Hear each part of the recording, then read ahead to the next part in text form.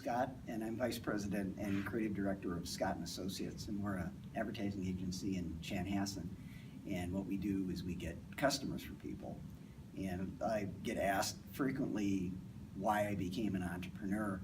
And I think I followed the path that most people follow, is usually something happens to somebody that's outside of their control, and that kind of forces them to be an entrepreneur. And I think that's probably more common. I was actually working for another company, was doing really well, found out that that company was going to be sold to a competitor, and then I just decided to just grab my customers and run. And that's how my wife and I started Scott and Associates in 1993. What challenges have you had to overcome in the process to get to where you are today? I think probably the biggest challenge is initially I tried to do the whole thing myself and almost killed the company in about a month.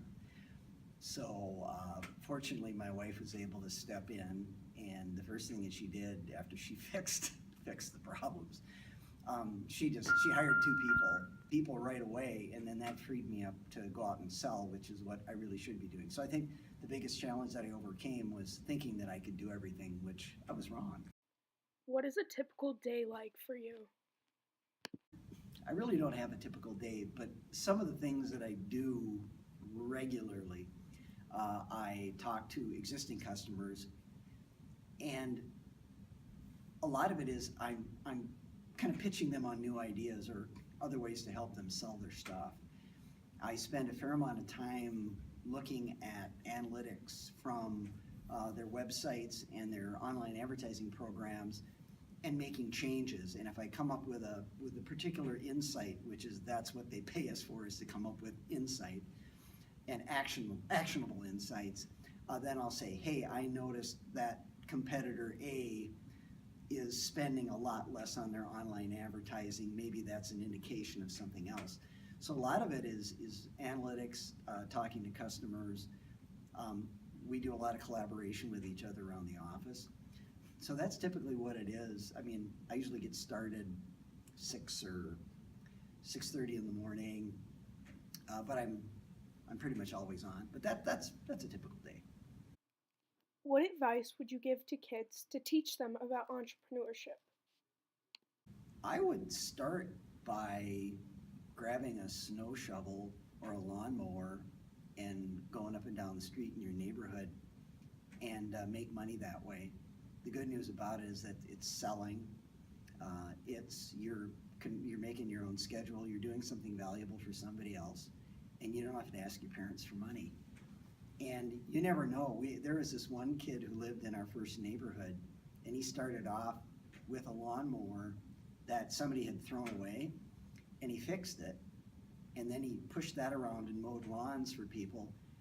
And a few years later, he had a brand new truck and a trailer and a riding lawnmower. So I mean, he took it really seriously.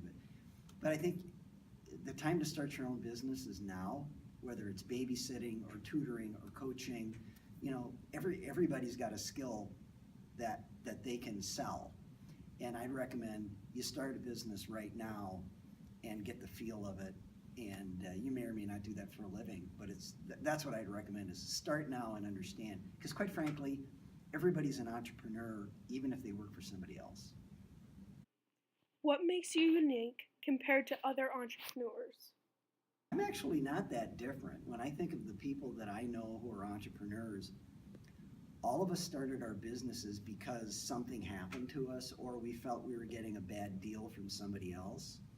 So we all started our businesses out of a job that we had or got fired from or whatever. So there's a lot of, I think we're all pretty similar. What inspired you to become an entrepreneur? There wasn't inspiration because, as I mentioned before, I was working for somebody else and found out that something was going to happen that probably would have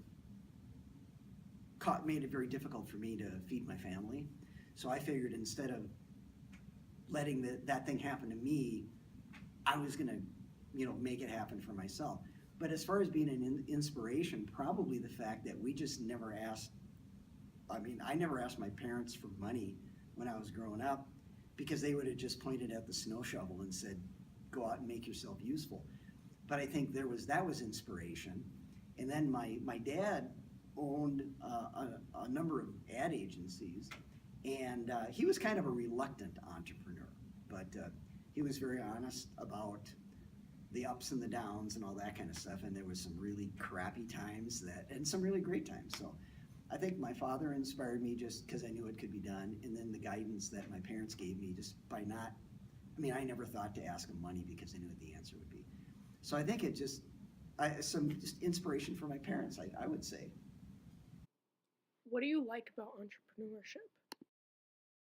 I really like what I do for a living, and I really like the fact that we've created some really nice jobs for a handful of families in the area, and they've been able to live in really nice places and put their kids through school and drive really nice cars. And I just think that's the coolest thing about what we do. And I just have a lot of fun.